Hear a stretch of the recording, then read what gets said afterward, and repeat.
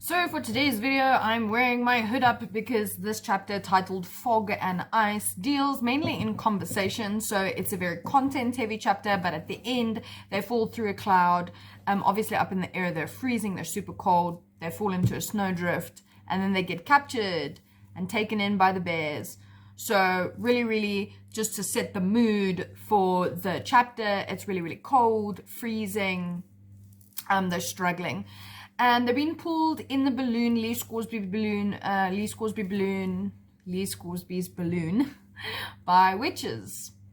The witch clan of Serafina Pekkala. So at the start, her and Lee Scoresby have a really detailed, in-depth conversation about basically what he believes he's getting himself into, which is a war.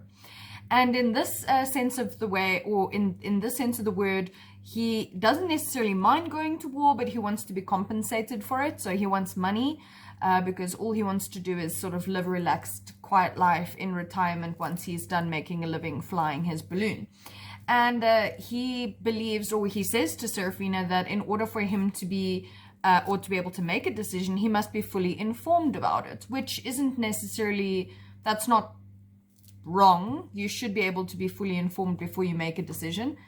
But ethically, when we're talking about this, he is showing to us, or Scoresby is showing to us, that soldiers have to be fairly compensated for their work if they're running any sort of risk. So that's why he says acts of war compensation or something along those lines, because the soldiers, in this case Lee Scoresby himself, is taking a huge risk.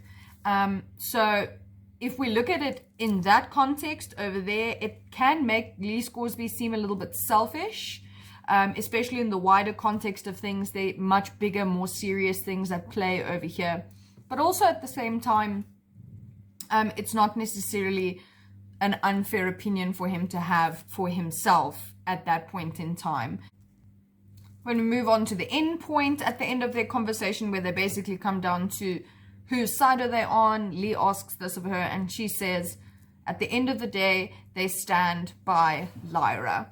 And this is because the witches believed that what was happening at Bolvangar was evil, which it was, because they were ripping people's souls away from them. That is where Serafina and Lee Scoresby can agree eventually. So that obviously deals with humanity, identity, and the soul. And it goes into the religion, politics, and control thing as well, because Serafina Pekkala actually puts herself and puts her witch clan above the political machinations of these humans working at Bolvangar. She went and she transgressed, she overrode any authority that they had over there, because she believed that what they were doing was wrong and incorrect and evil. They were hurting or harming vulnerable children, which, you know, ties in with our idea of childhood, innocence, and maturity. And now, by helping these children out of Bolvangar, Serafina and the witches have basically ensured that these children can go on to live happy and fulfilling lives into adulthood. In the middle of this conversation, a very important part of what Serafina said is the main part of, or one of the main ideas of this novel. And that is, I'm going to read something to you. That is that when it comes to destiny, everybody in this world is at its mercy, at destiny's mercy. But it's important for everybody, not just Lyra, okay, to feel as though they are acting on their own accord, okay?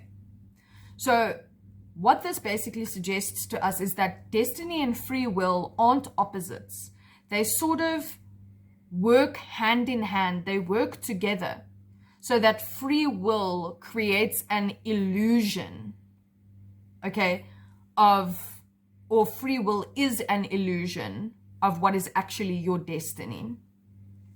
Even though it is an illusion, though, it's still meaningful, because it helps people to fulfill their destiny. So it's this link of how free will is created as an idea for you to actually fulfill what you can become, or fulfill your potential. when Lyra and Serafina then have their conversation about a bunch of different things, the one thing that Serafina brings up is her past relationship with Father Coram. And she basically emphasizes that even though humans and witches are so different, she did have this meaningful relationship with Father Coram, and she made a connection with him, you know, and this is obviously speaks to the humanity, identity, and the soul thing. Even though she knew she was going to experience great heartache later on, she still went out there and she still put herself out there and made herself vulnerable in that way. And it really just shows us that sort of Serafina's teaching Lyra how to mature more and how to look at things from a different perspective, that like adults open themselves up to all these different experiences in life. Just like she says, if she covered herself up, even though she doesn't feel the cold, she says if she did cover herself up, she wouldn't be able to feel the stars or the moonlight or the aurora on herself.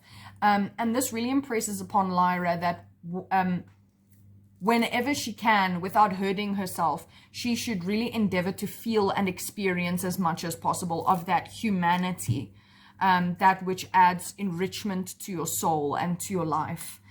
The last thing that really happens in this chapter is where Lyra asks Serafina what dust is, and basically they link it back to the church. And it's interesting here that church has a capital letter because it really signifies it's not necessarily the churches of our world. It's the church as an institution, especially this church of medieval times as well. They also controlled scientific data in medieval or the early days of Christianity in Europe, let's put it that way. The church controlled lots of scientific data as well as religious dogma, and they linked those two things to each other, and they used it to control the population of the time. So in this case, it's showing that the church and the magisterium are so powerful that they have the ability to finance crackdowns on things that they fear. So they fear dust. So they were like, let's do research and experiments so that we can try and eradicate this from the population.